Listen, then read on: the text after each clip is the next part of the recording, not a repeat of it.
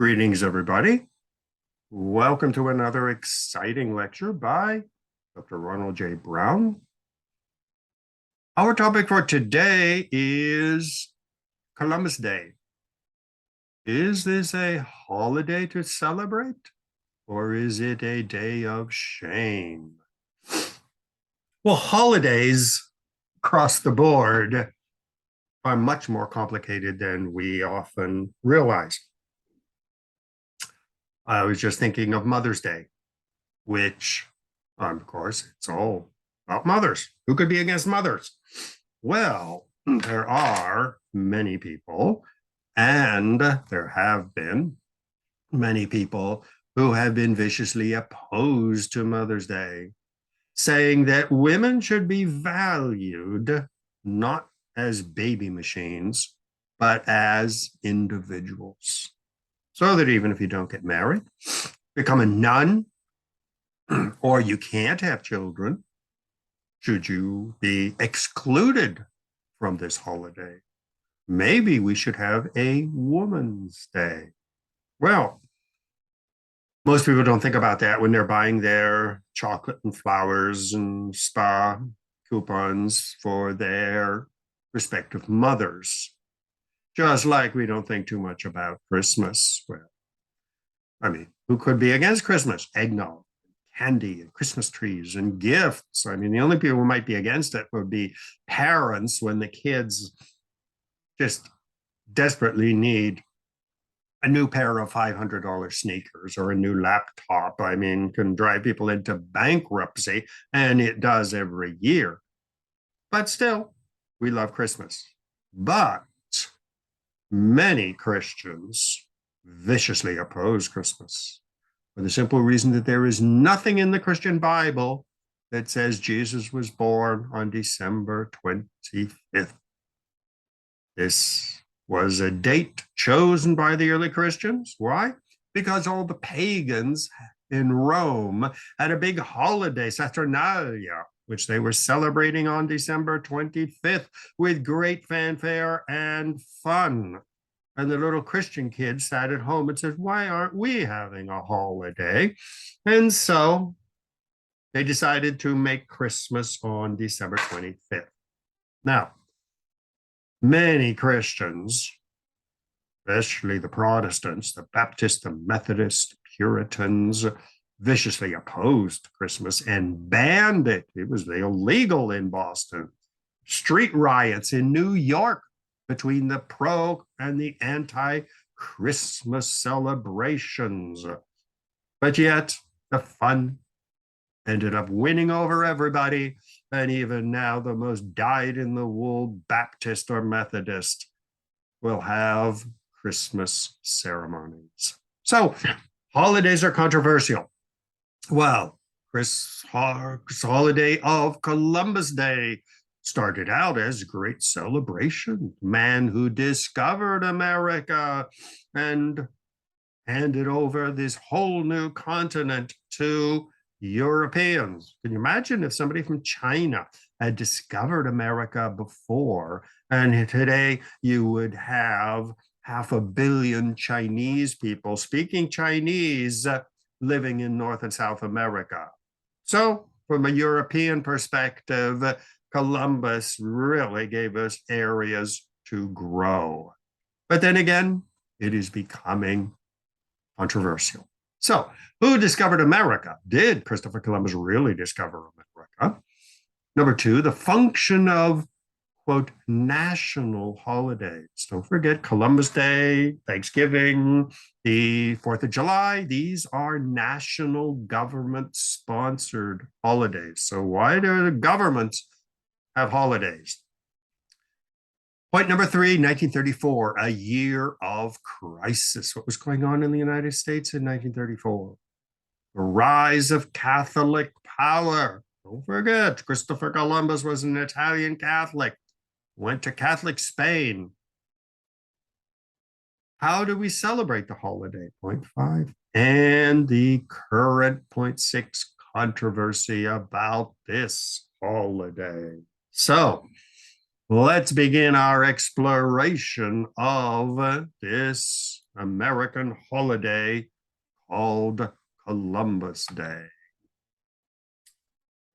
Well, what's all this who discovered America business all about? Well, if you look at the top right in the middle of the map, you see Europe. You see France, Spain, Portugal, England, largely, that little peninsula called Europe. Below that, Africa, on the right is Asia, and on the left is Americas. Well, beginning in the 1400s, the Europeans had a major problem. They wanted spices, and the spices came from the map on the right-hand side. You see Indonesia. These were called the Spice Islands, and all of the spices, pepper, oregano, cinnamon, all came from these islands. Well, back in the 1400s, we didn't have refrigerators. And so if you had meat, very often, if it would sit on your counter for a couple of days, it was getting pretty rotten, but it was still edible, just smelled to high heaven. So what the Europeans would do is they'd take these spices, put them in a pot with the meat, cook it up, and the spices would kill the stink of the rotting meat. Spices were also used to preserve things. You could take a jug and you put in pickles and other, even meat.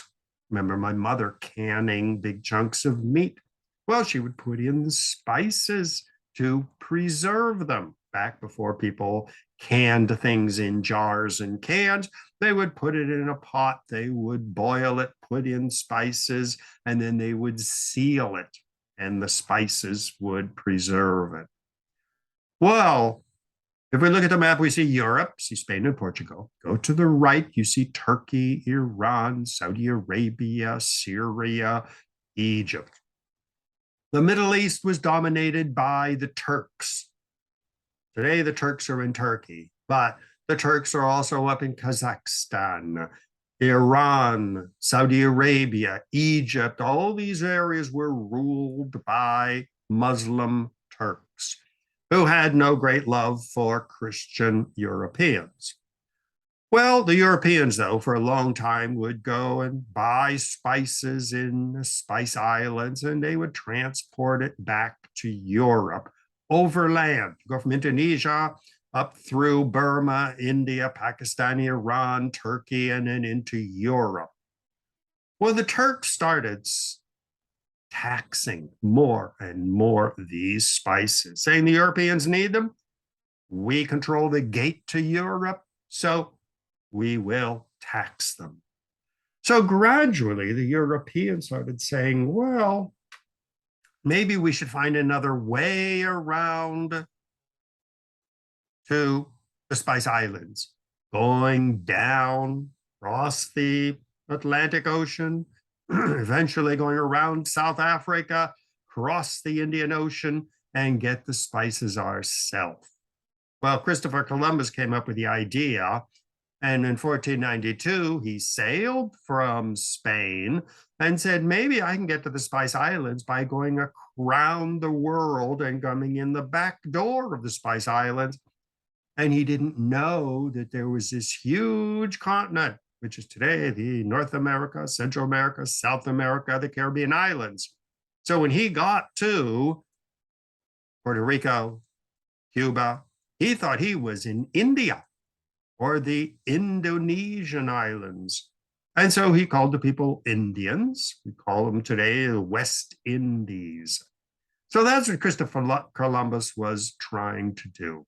And he discovered the Americas, went back to Spain and said, I have discovered, I've gotten to India. But gradually he realized, no, that wasn't India at all. It was a whole new world. Well, we know what happened. Spanish, Portuguese, the French, the English, later the Russians and the Dutch started sending over settlers, taking over this new area. So that's why we say Christopher Columbus discovered America, because he's the one who really put it on the map. And his so-called discovery was important because millions of Europeans started taking over the Americas. So that's why we do say Christopher Columbus discovered America. And there's a certain legitimacy because he discovered it and something followed, the European takeover. Well, and technically, Christopher Columbus did not discover America. Number one, the Indians knew that it was always there. I mean, they had migrated there from Siberia across Alaska. And so they were the first immigrants to the Americas. Leif Erikson in the 900s or early thousands sailed from what is probably today Norway, and he discovered this continent and in fact built a little settlement up in what is today Canada. Well, eventually the little settlement was so far north and so cold, and the Indians didn't like it being there, and it was wiped out. And so the Norwegians and the Vikings went back, the so-called Norsemen, went back to Norway, and nothing followed Leif Erikson's so-called discovery. So we don't really say he discovered America because there was no influence on the continent after he was driven out. Now, the Olmecs and the people of Central America sometimes claim that it was the Chinese who discovered America. That Chinese, such as Zheng He, back in the early 1400s, just may have discovered the Americas, and some Chinese came over. And in fact, many people say that if it wasn't Zheng He, it was another Chinese person who sailed into what is today Mexico and settled and became important. And so many people say that these giant heads made by the Olmec people of Mexico are in fact Chinese inspired. And so maybe the Chinese knew all about America even before Leif Erikson and Christopher Columbus. The Mormons firmly believe that the Native Americans did not migrate from Siberia across Alaska and down into the Americas. The Mormons believe that the Native Americans are the lost tribes of Israel, that the Native Americans are the Jews. And in fact, Mormons until today consider themselves as the only true Jews in the world. These people in Israel and Brooklyn and Forest Hills are just Europeans who started practicing some distorted form of Judaism.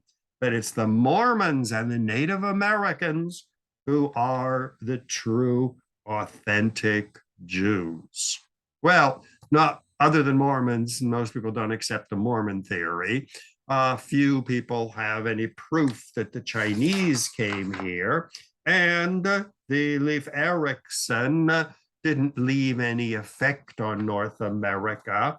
So that's why we say that Christopher Columbus discovered America.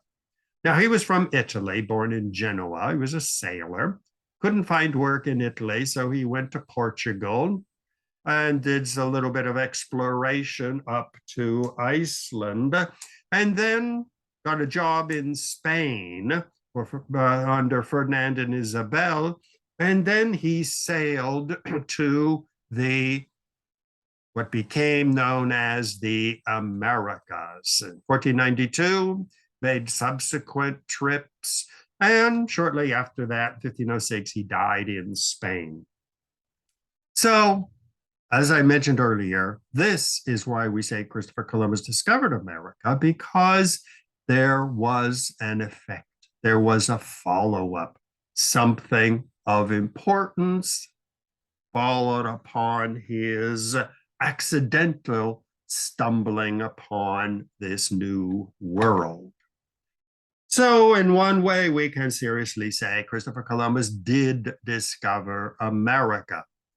Christopher Columbus's trips were quickly followed up by Amerigo Vespucci, Vasco da Gama, Magellan, Verrazano, discovered New York, Cabot, Cartier, all these other people, Ponce de Leon, de Soto, Coronado, Bilbao, all these people were influenced by Columbus's so-called discovery.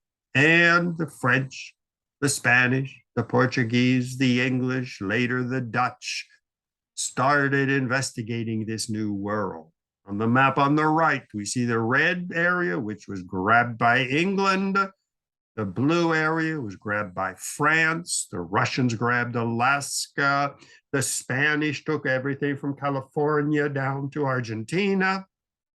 The Portuguese took over what is today Brazil. The Dutch took over a little chunk, which is today New York, and another little chunk in South America. And so the result of Christopher Columbus's encounter with America was followed up by mass exploration and mass migration of Europeans to this new discovered area. So yes, we can say that Christopher Columbus discovered America because it was followed up by serious settlement. Now, when we celebrate Columbus Day and Columbus's discovery of America, this is a holiday which is a national holiday. What is a function of national holidays? Whether it's the Independence Day of countries in Africa and Asia, whether it is the French Revolution that we celebrate in France, whether it is the 4th of July in the United States, Labor Day, Memorial Day, all of these national holidays have a function. They celebrate a great and glorious past. So Columbus Day is celebrating the discovery by Christopher Columbus of this new continent, which profoundly influenced history. Like there's a book just on Christopher Columbus's discovery and how it affected human history.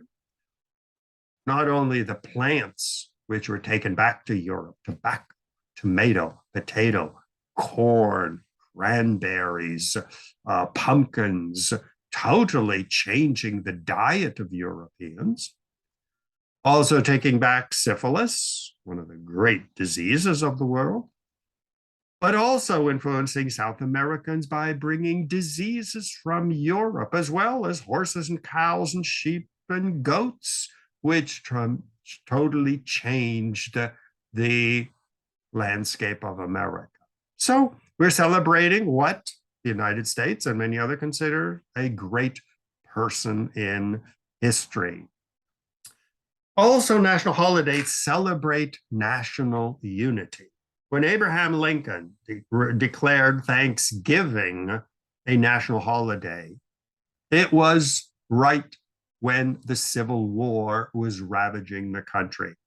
He wanted a new holiday that could unite all Americans, Black, white, Chinese, whatever, and could bring them together, healing the bonds, healing the scars of war between the North and the South. Also, national holidays inspire masses with national pride. Think of all the flag waving, the fireworks on the 4th of July. In spite of what Donald Trump may believe that our best days are behind us, still he said we're going to make America great again. We can restore national pride and greatness. Well, in Europe, there are loads of national holidays. French Revolution, Queen's birthday, King's birthday, great battles, great heroes, great writers. Europe has ancient holidays going back 1,000 years. Whereas in the United States, when we became independent in 1776, we didn't have any national holidays. We didn't have much of a history. We had almost no history that united all 13 colonies. So we had to invent, we had to create holidays for this new country. So this is the beginning of American holidays. Well, today we have lots of national holidays. Some are new: Martin Luther King Jr. Day, Inauguration Day, Washington's birthday, President's Day, Memorial Day, Independence Day, Labor Day, and Columbus Day, Veterans Day, Thanksgiving Day, plus New Year's, Christmas, and a lot of other national holidays, as well as state holidays. And we're constantly adding new holidays. Not too long ago, African Americans invented Kwanzaa as a new holiday for African Americans. So it's not a national holiday yet, but it might well become a national holiday. So holidays are very important in the history of every people, whether it's a religious group, such as Catholics or Jews or Muslims, or whether it is a national group, such as the United States, France, Canada, or Brazil.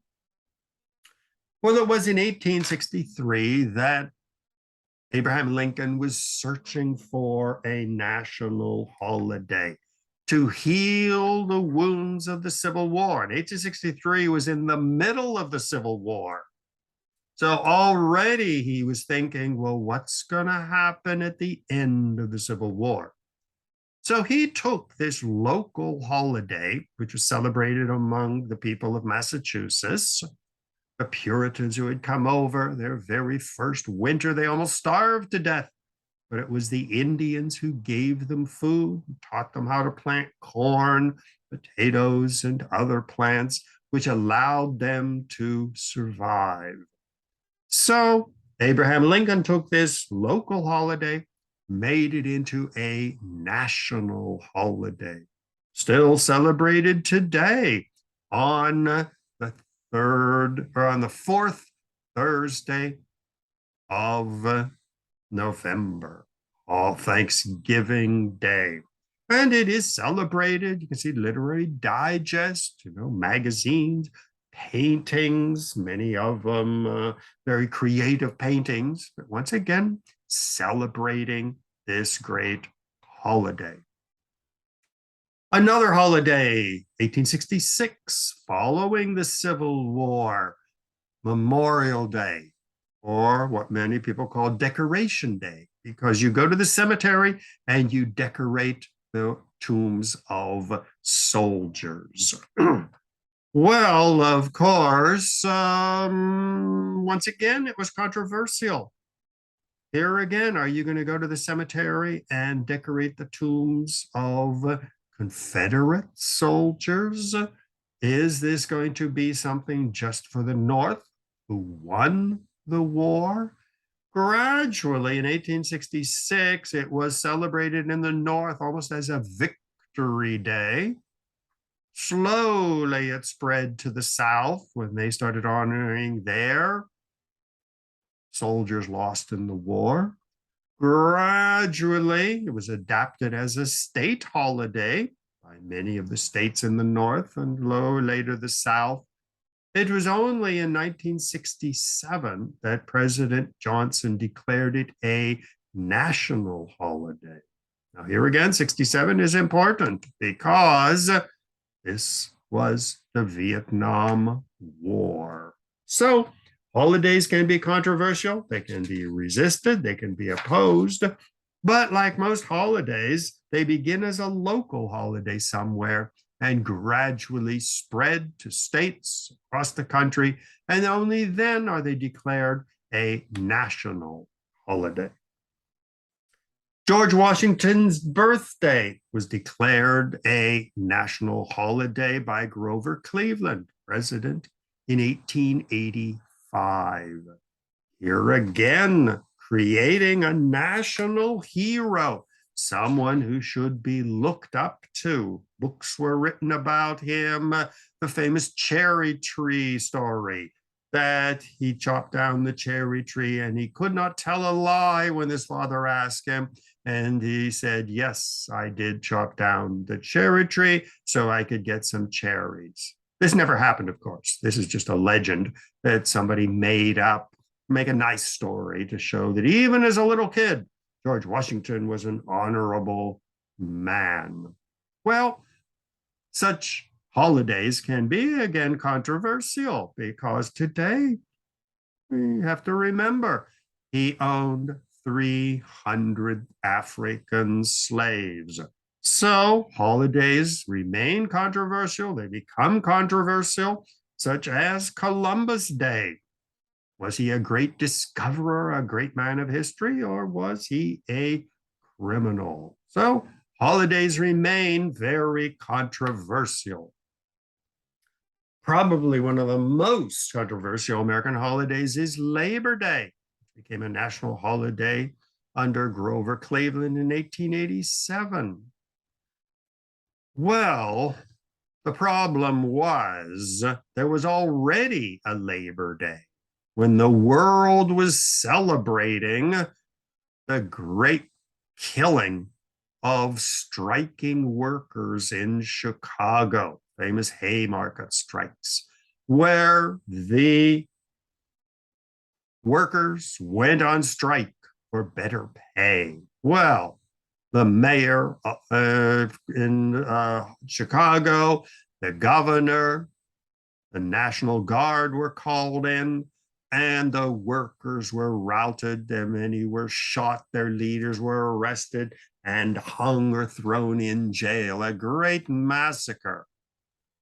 So when May Day became a day to memorialize the mass crackdown on labor unions, the United States said, well, we can't celebrate this day because it's a very black day in American history. So we celebrated our Labor Day in early September. So the rest of the world remembers the slain workers in Chicago in May, whereas the United States says, hell no, we're not going to celebrate this holiday. It's a black eye for the United States. So we created a new holiday, and that will be our Labor Day in September. So national holidays tell a story. They can be controversial.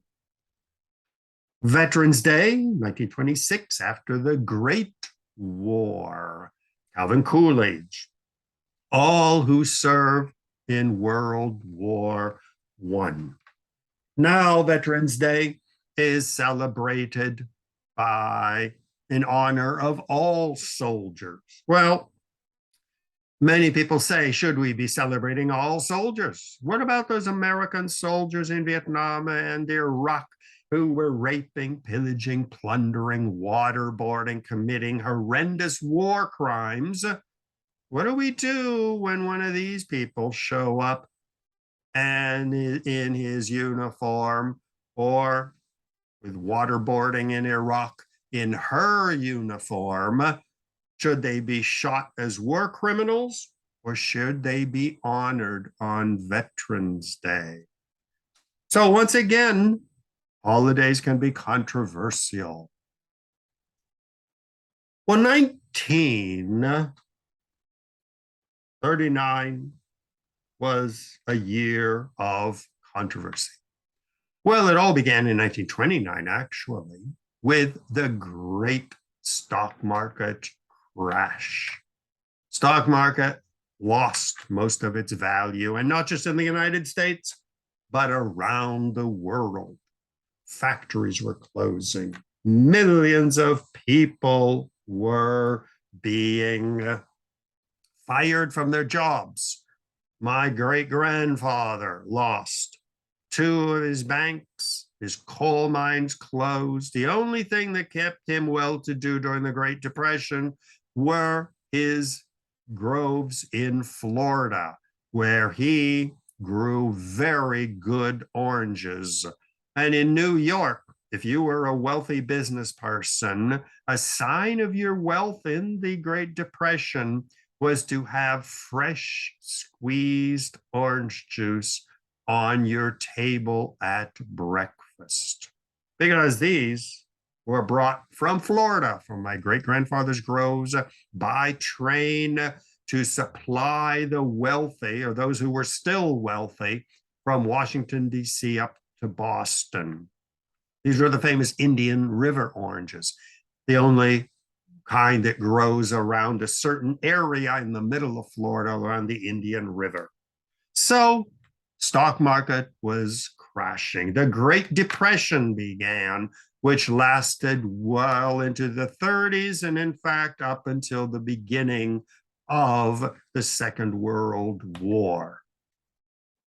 Well, the American government under Franklin D. Roosevelt had to do something to solve the Great Depression. FDR announced the beginning of what he called the New Deal. And this was all kinds of work programs to get people back to work.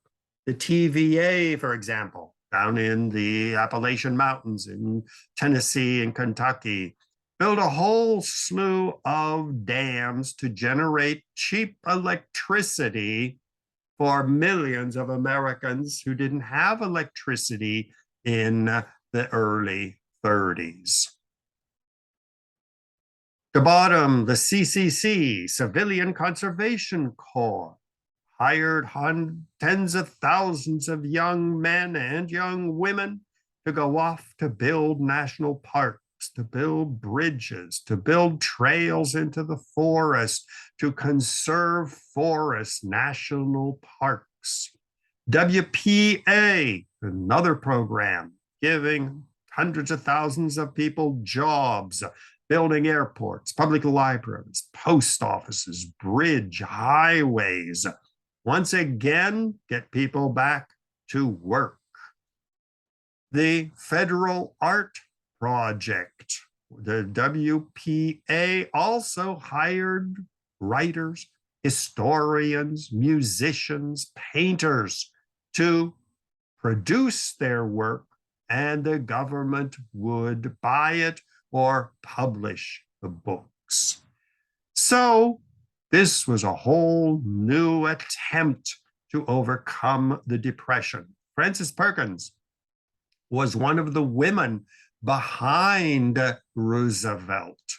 Roosevelt also came up with Social Security, that when you retire, women at 62, men at 65, they get a minimum amount of money that enables them to live. Before that, you worked until you dropped dead. Well, another program of FDR was the beginning of a new holiday. And this was called Columbus Day, the second Monday in October. In 1934, it was declared a federal holiday. Well, here again, this was honoring Christopher Columbus. And we know the parades through every city with replicas of the ships of FDR, the Nina, the Pinta, and the Santa Maria, floats 1492 going up and down Fifth Avenue and other major streets of the world. This was a very, very important way for uniting Americans, making Christopher Columbus into an American national hero. And don't forget, many places in the United States are named after Columbus. Columbia University in New York, named after Christopher Columbus. Many cities are named after Columbus. Washington, D.C. is in the District of Columbia. Well, of course, other countries, such as Colombia in South America, claimed Christopher Columbus as one of their national heroes. So here again, this was an attempt to overcome the ravages of the Depression, make people feel good about being an American again, have a day off, have some fun. It was also FDR a couple years later who declared the 4th of July a national holiday. Be proud to be an American. Think of those heroes such as Christopher Columbus, such as George Washington, Thomas Jefferson, James Madison, who declared independence, won the War of Independence, and began the march of the United States to greatness. So these were two holidays that FDR established to fill Americans with pride and with optimism about the future. One of the great New Yorkers of that time was Reverend Norman Vincent Peale of Marble Collegiate Church. The very beginning of the Depression in 1932, he took over Marble Collegiate Church, which you see in the picture, on Fifth Avenue, which claims to be the oldest church in New York. Not the oldest church building, but the congregation going back to the Dutch period. Well, on the right, you see the statue of the great preacher in front of the church. He, together with FDR, worked to instill Americans with pride and with optimism. His most famous book, The Power of Positive Thinking. Think positive. The United States is going to overcome this damn depression. We are going to become great again. Interestingly, that was the church of Donald Trump and the Trump family. Positive thinking. Make America great again. Half of his thinking comes from Norman Vincent Peale's Power of Positive Thinking. So, Columbus, holiday of Columbus Day, was part of this interpretation of American history. We are great. We have a great future. We've had a glorious past. We have a hero to emulate, to become like Christopher Columbus, sailing off across the Atlantic. His crew on the ship almost mutinied and tried to kill him because they were convinced they're going to fall off the end of the flat world and they would all be killed. But he stuck to his guns. So yes, Norman Vincent Peale, Donald Trump, FDR said he is a great person who should be an inspiration to all of us in the terrible days of the Great Depression. Well, there's another aspect to Columbus Day, which is very important.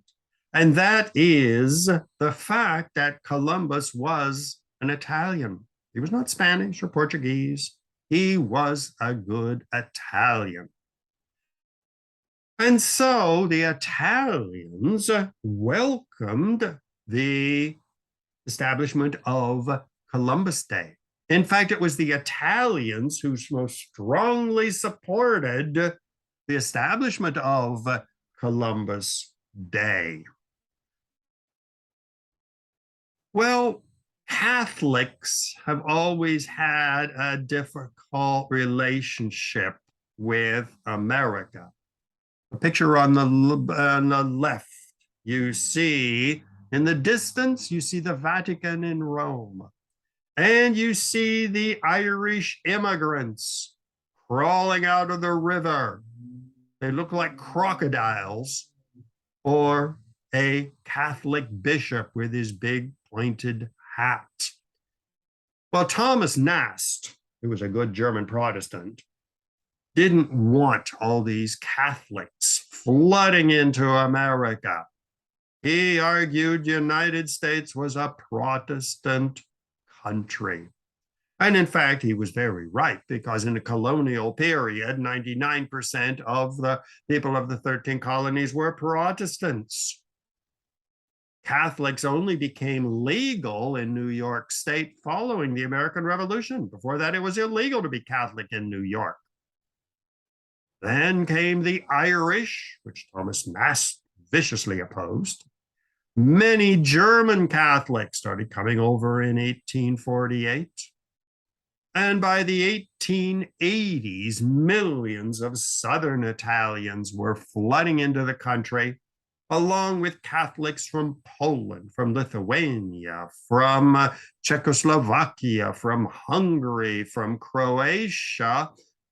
Millions were flooding into the United States. There was still vicious anti-Catholic racism, discrimination, but yet the Catholics started making America their home. The Knights of Columbus, established in 1882, was a Catholic fraternal organization to protect Catholics, to build churches and schools and monasteries and colleges and hospitals, and raise money and support for the Catholics. Now, the Knights of Columbus, as you can see from their swords and their hats, were modeled after a military organization. So their goal was to defend the Catholics against discrimination and hatred from the Protestants. My father was a member of the Knights of Columbus, and in fact, when he died, they put his sword and his hat in his casket with him. So he would have it when he went to, well, I don't know, wherever he's going to spend an eternity. At least he'll have his hat and his sword and his cape with him in case he should need it. But these were the Catholics who supported FDR. Now, of course, FDR was not stupid.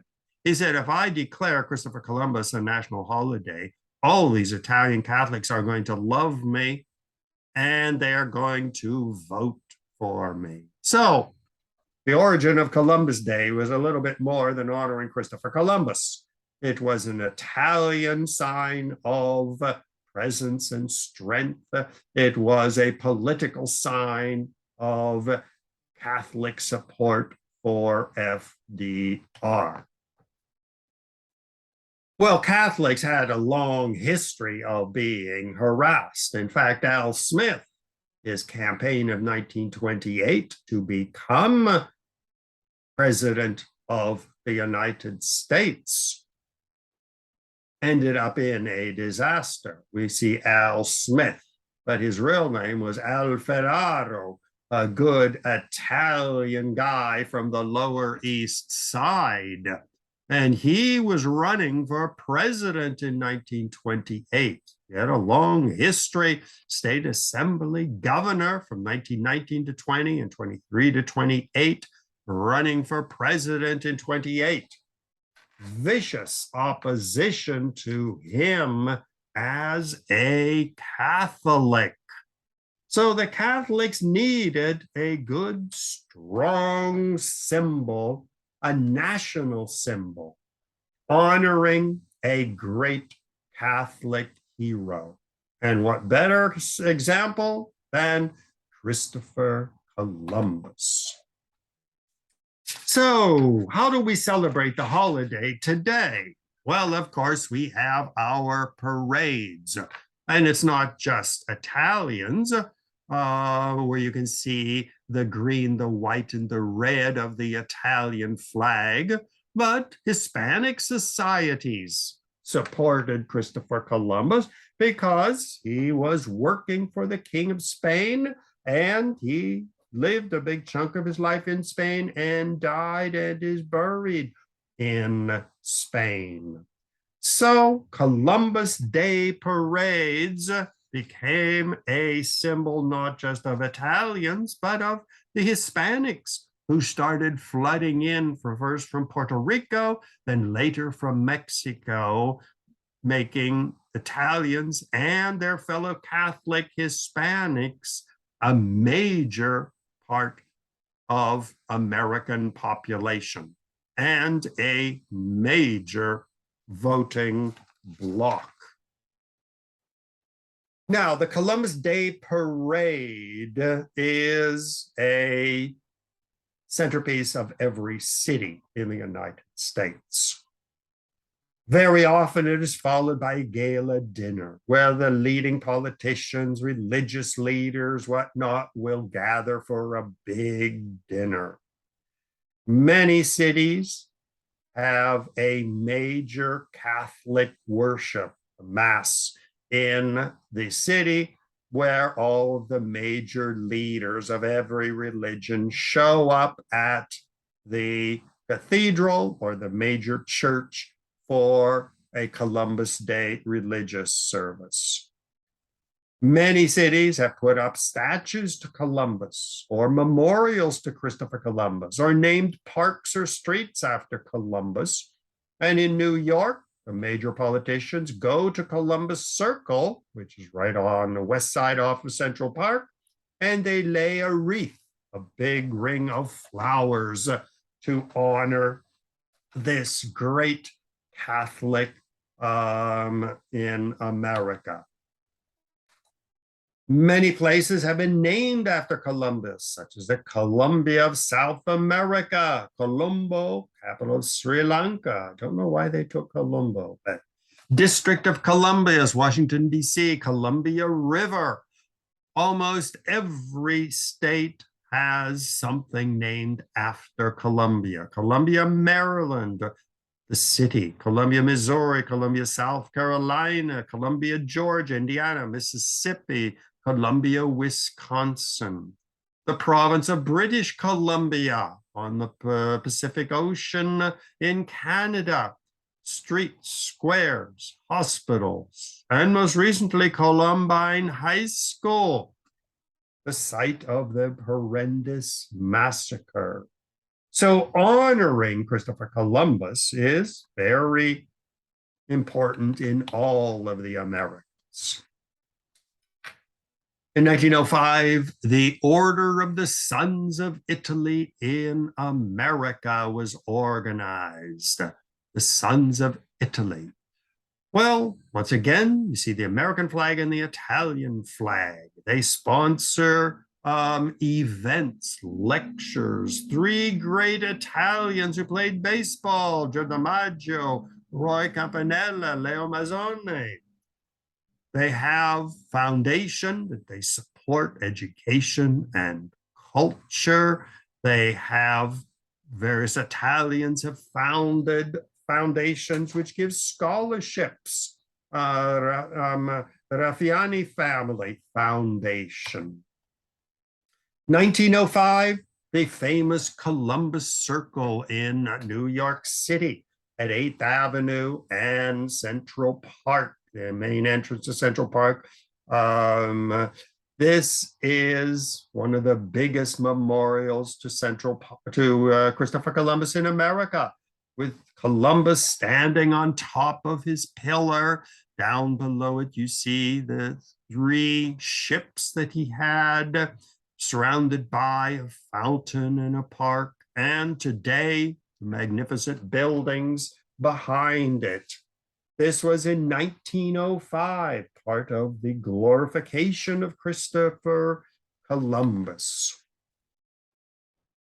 Many cities till today in New York celebrate Columbus. The Howard Beach Columbus Day Foundation, honoring Christopher Columbus with parades, bringing all of the great Italians out for a parade. Arthur Avenue in the Bronx, a great Columbus Day parade. And of course, don't forget Columbus Day sales, Columbus Day tours, Columbus Day flights to someplace else for a holiday. So this is how we have come to celebrate Christopher Columbus, and who has been celebrated until just recently as a great human being, a great influence on history, and for many, a great American. Well, things are gradually changing now with the rise of various minority groups, first African Americans and Native Americans. Various groups have begun asking some serious questions. Is this the kind of person we should be honoring? Should we honor Christopher Columbus Day and forget that the arrival of all of these Europeans brought diseases and brought the actual genocide of the Native Americans from the United States down to the bottom of South America? Was he the one who began the genocide? Well, this is now the reevaluation of individuals, which we are doing. We're starting to say, should George Washington be honored because he owned 300 slaves? At Lehman College, there was a big debate. Should the name of the Lehman family be on a college? The Lehman family, the biggest slave, one of the biggest slave trading clans in the South before the Civil War, transferred money to New York and into banking and finance. And it is all based on the blood and sweat of slave labor. So a lot of reevaluation of individuals is going on now, and not just Christopher Columbus. Reevaluation of naming sports teams after Redskins, the Braves. Should we change the names of sports teams to get rid of negative stereotypes against Native Americans, African Americans, calling for taking down monuments to the Civil War generals in the Deep South, women demanding that language be reformed to reflect that it is not just all men are created equal, but all people are created equal. So is Christopher Columbus somebody to be admired and honored, or someone to be ashamed of? Books such as Genocide Against the Indians, even calling them Indians. He's the one who named them after a foreign country. Should they be called Native Americans? Even Native Americans is not much better, because what does America come from? Another Italian explorer named Amerigo Vespucci. So should they be called according to their tribes, Mohawks, Iroquois, nations rather than tribes? Well, the history of the Native Americans is tragic in the United States. Under Andrew Jackson, the Trail of Tears, when hundreds of thousands of Indians were driven from the East Coast, the Carolinas, the Georgians, Mississippi, Alabama, Florida, and taken to the arid Indian Territory. The wars against the Indians, famous Wounded Knee, we will never forget. Is this the legacy of Christopher Columbus? There's a movement to rename Columbus Day and start calling it Indigenous Peoples Day. The second Monday in October should no longer be Christopher Columbus Day, but it should be Indigenous Peoples Day. Other groups, for example, La Raza, claim that it should be Dia de la Raza, and it should be celebrated in October.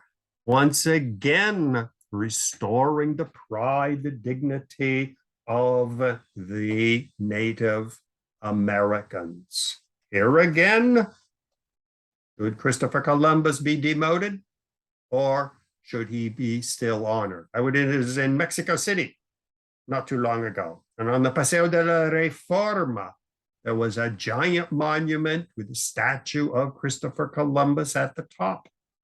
And just months ago, I read that the statue of Christopher Columbus was removed and a statue of a native Mexican Indian woman was placed at the top of the statue. Once again, even in other countries, demoting Christopher Columbus from the status of a hero to the status of a criminal. So the movement continues. Columbus didn't discover America, he invaded it. A group marching. No more genocide, abolish Columbus Day. American Indian Movement of Colorado wanted Christopher Columbus, grand theft, genocide, racism, the destruction of a culture. Here again, is this the kind of person we should be honoring? Now, as a historian, you can't ignore Christopher Columbus, just like you can't ignore George Washington or Adolf Hitler or Stalin or Golda Meir. These are all part of history. They all committed horrendous crimes against the Russians, the Ukrainians, the Palestinians, the Native Americans. Every person has a mixed history. So should we abolish Columbus Day, or can it be a day of analyzing the genocide of the Native Americans, the complexity of people in history? So George Washington owned 300 slaves. Should we rename the capital of the country? Should we get rid of Washington Square in New York City? Should we demolish Washington Square Arch in honor of George Washington? These are major issues, once again, underlining the complexity of holidays, something that we very often don't do. Buy our mother chocolate or flowers on Mother's Day, never wondering about the complex history of Mother's Day. Or going to a Christmas party and realizing that what we are celebrating on December 24th and 25th is really a pagan Roman holiday. So, a lot to think about. So that brings us to the end of this program on Columbus Day. Well, holidays remain very important. Probably the most recently created holiday is Kwanzaa, created by a professor in California back in the 1960s as part of the Black Pride movement, the civil rights movement, saying that we should have a national holiday for African Americans. So the need for holidays continues, whether they are religious holidays, secular holidays, national holidays, local holidays. Here again, holidays are a very important part of our society. So once again, ronbrownmedia@gmail.com. If you'd like to communicate with me, questions or issues or anything, Once again, on the right, that's me, the Statue of Liberty, another monument created to honor the United States as the land of liberty. So, should we tear it down because of the war crimes committed in Vietnam, Afghanistan, and Iraq? Or is America still the land of liberty? So, all these holidays and monuments and memorials have a very complex history, to say the least. So, on that point, I will say goodbye. I hope you enjoyed the program, and I hope to see you again in the near future for another exciting exploration, sometimes controversial, of history, politics, religion, and everything else. So, thank you very much. Logging off.